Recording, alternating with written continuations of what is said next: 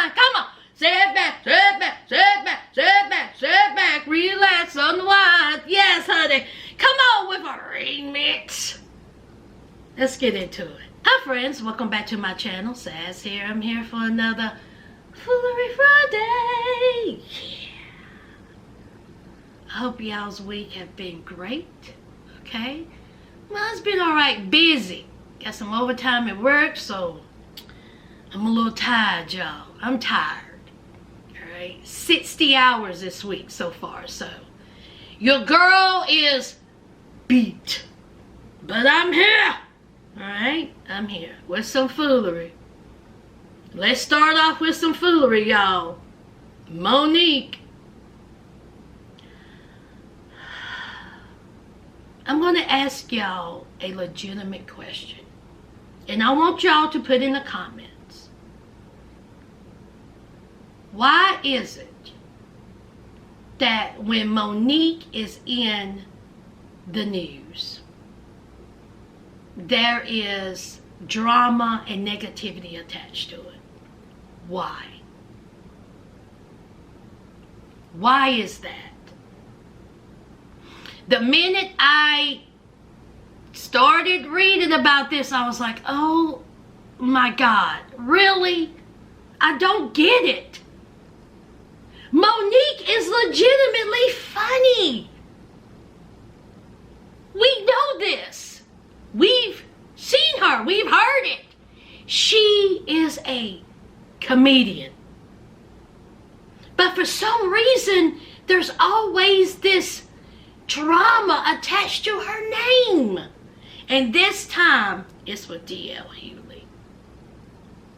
They were both to perform at a comedy club in Detroit.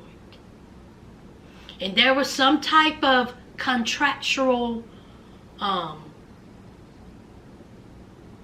issue. And Monique was not happy. I think, in my opinion, I think the promoter was kind of leading Monique on a little bit. Maybe both of them.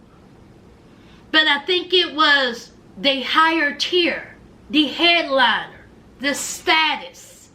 Now, I'm not sure if Monique spoke to the promoter, but DL said that Monique did not talk to him. Didn't talk to him. He said he ain't talked to Monique. He ain't seen Monique in years.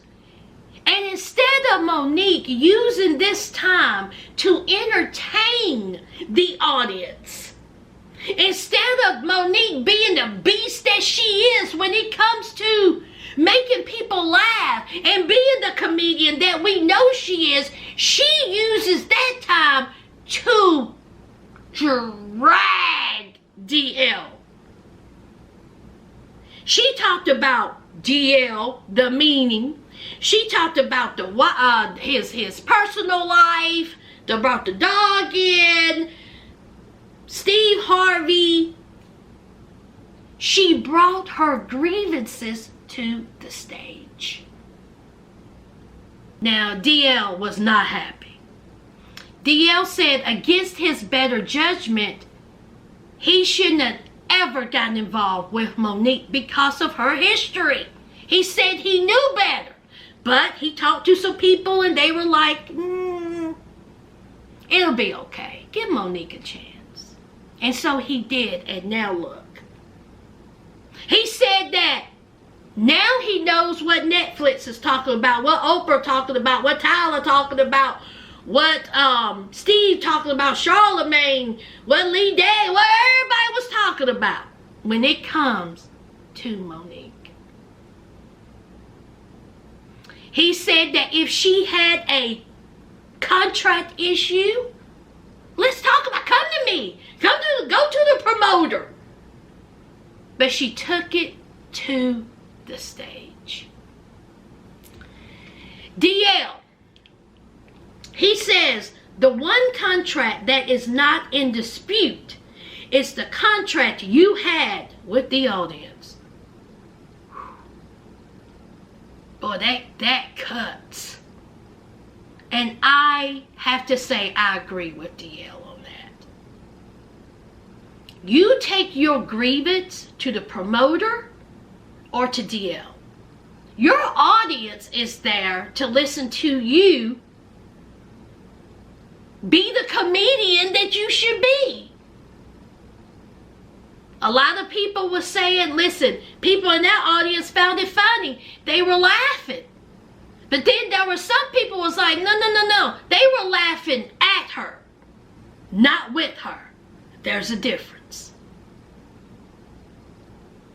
DL further says that this won't ever happen again. He will not work with Monique. He also says that the character that Monique portrayed in Precious was an autobiography. I said, good God Almighty. He also says you call your husband daddy, but see, you pay for everything. That's your son. Game, set, match. Now listen, I like Monique. I do. And I think she is a funny woman. But we cannot deny that there's always drama surrounding her. Always. Why is that? It's someone else's fault. If you would have talked, again, I know I said this before, but if she would have talked to her promoter, you know, her husband, which is her manager, right? DL, and be like, listen, there's a contract issue. Can we talk about this? She did not do that with DL. I don't know if she may have talked to the promoter, but I'm just going off what DL said. DL said she didn't talk to me. And here we are. How many people is refusing to work with this woman? Is it Netflix, Oprah, Tyler, Lee Daniels, but they done kissed and made up. Black women in bonnets. I mean, it's everybody else's doing, but you're on. Monique, you can solve this. Why don't you just go on tour?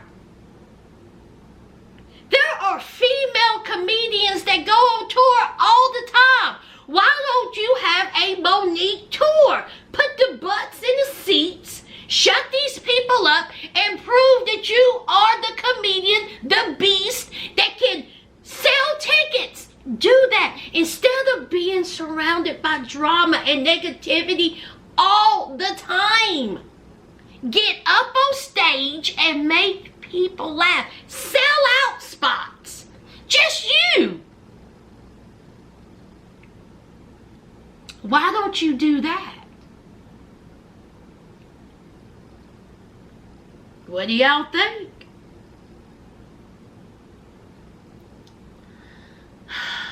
I just want Monique to be funny again.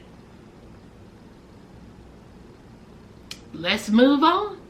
All right, let's talk about it. Johnny and Amber. After 6 long, was it 6 weeks or was it 8 weeks or was it 10 weeks? Yeah, it was long. The case is finally over for now. The jury came back and they decided that Johnny proved his case better than Amber.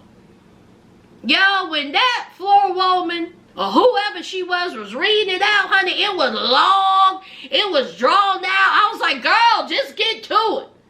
And then it was abundantly clear that the jury felt like Johnny won.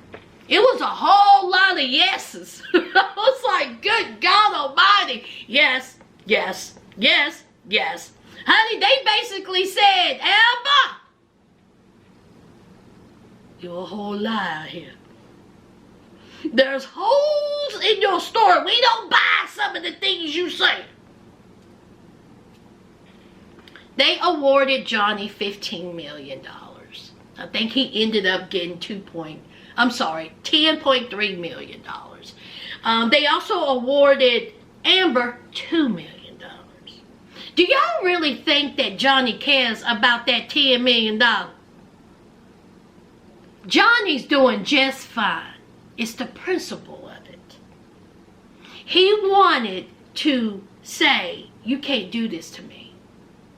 Men get abused just like women get abused, and you're lying. And I'm going to prove to the world that you're a liar, you're not innocent, and you're not a victim. And that he did. The jury said, this case was a hot mess. Me personally, I don't think this case should have been televised. Okay. I think that this relationship was toxic. And this is what happens when there is circumstances that happen in your relationship and it's heightened by substances. This is what happened. Now, Amber says that she, of course, is disappointed, that she felt like she wasn't heard. Amber, you was on stand, sugar. You testified. The jury heard you. So you spoke your piece. But Johnny's attorneys proved better than yours. And that's just a fact. You lost. But in reality, we all lost because people got so involved in this case. And I ain't gonna lie and say that I wasn't one of the child. I was up in it. Because it was such a train wreck.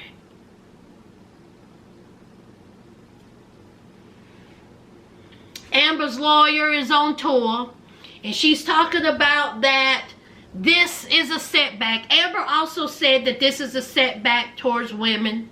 Okay, you know, women are now going to be afraid to come forward because of this verdict. Her lawyer also said that she feels like that the jury went home every day, talked to their family, and they were on social media. And social media swayed their opinion towards Johnny and against Amber. She also said that Amber was broke, honey. Amber is not going to be able to pay that $10.3 million. And they are going to appeal. So this is going to be dragged on and on and on. Johnny says he's good. He's happy with the verdict. And he's somewhere playing the guitar. Can we stop talking about it now, y'all? What did y'all think about the verdict? Whew. Let's move on. Now, let's talk about Tiny and T.I.'s son, King. Now, before I get started, let me just say some things. First of all, King, he graduated high school with honors. Congratulations. That means that he's smart. He got some type of sense to him. I will say I will give him just a little bit of grace. Just a little bit, because he is 17. Now, if he was like 18 and 19, I would have came in hot. But I'm going to give him just a little bit of grace because he is 17. So we have King. And he had made an order at the Waffle House. The Waffle House. Now, he didn't go to no 5-star restaurant. He didn't go to no steak dinner. He didn't go to no upscale restaurant. King went to the Waffle House. And they messed up his order. I think that either they gave him a pickle or they didn't give him a pickle. Whatever. They messed up his order. Now, instead of him being mature and saying, man, they messed up my order. That is so frustrating. We've all been there. When you get something, when you pay for something and they mess up your order, you're like,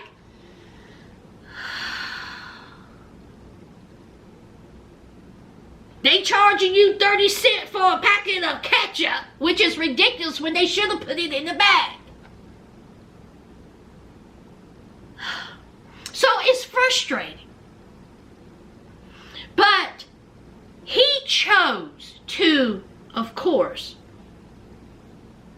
get on Instagram Live in front of his followers and vent and fuss and cuss and blow his chest up. I'm going to show y'all who I am. I'm going to show y'all what I could do. I'm going up in here and just cut a shine. And that's exactly what he did. Live. So he goes inside the Waffle House, which he's already upset and aggravated. So he goes in there and he is loud. He's loud. He's talking about they done messed up my order. He's cursing. And so the workers are like, you're going to have to quiet down. You know, you're bringing some disruptive behavior inside of our, restaurant. So, of course, King, I don't give a F you. You know who I am. Who are you? So the worker's like, who are you? And he's like, you know who I am. I'm King. Tell your mother. Your mother know who I am. Tell your mother Happy Mother's Day. I mean, just blatant disrespect. Inside Waffle House. Now, we all know what Waffle House brings. Waffle House, how many videos have we seen that the employees are up at fighting with the customers? Waffle House is the last place to go in there and act foolish. But he did. Carrying on all because of a pickle. Because, he wants to be rough and tough with my Afro Puffs. See, he wants to be hard. That's not how King was raised. We know how King was raised. Privileged. Don't know how King was raised. King wasn't raised in no hardcore hood. King was raised in the suburbs. King was raised in the suburbs with his mom and daddy. Very cushiony, very privileged.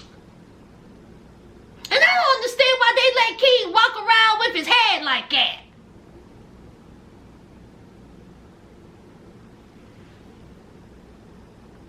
So then the worker was like, let's take this outside. I was like, King, you don't want to rumble with a Waffle House employee. They're going to beat you up. Man or woman. That's on the application. Waffle House application. Can you fight? Of course I'm joking, y'all. So King, he goes outside. Now, before he goes outside, he done threw his food on the floor. The blatant entitlement and disrespect that young man showed himself. Even the people, his followers on the live was like, dude, you're taking this a little too far. It ain't, the workers made a mistake, yes. But the way you're handling it is so wrong. You're the one that's causing a disturbance. So King goes outside. He's fussing. He's cussing. It was just a mess. So of course Tia, he had to go live. And he had to say, yes, what my son did was wrong. But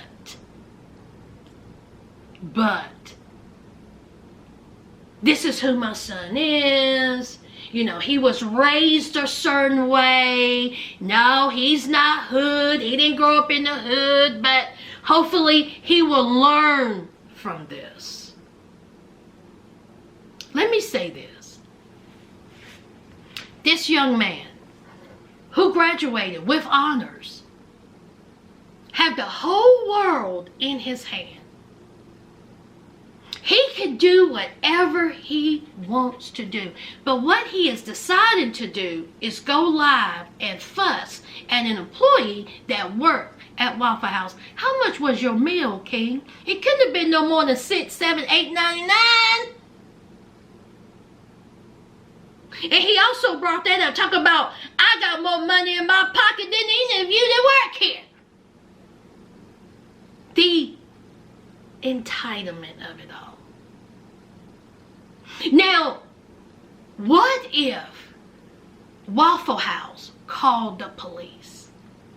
This could have went left real quick, and it could have ended badly. What if the Waffle House employees called the law on King and said, listen, there's this black guy inside Waffle House, he cutting up, he's cursing, he's disrupting our restaurant, the customers. He even threatened the worker. King threatened the worker. The cops show up. All heck break loose. And what could have happened? Then we would have seen T.I. on camera talking about that, oh, the law harassed his black son.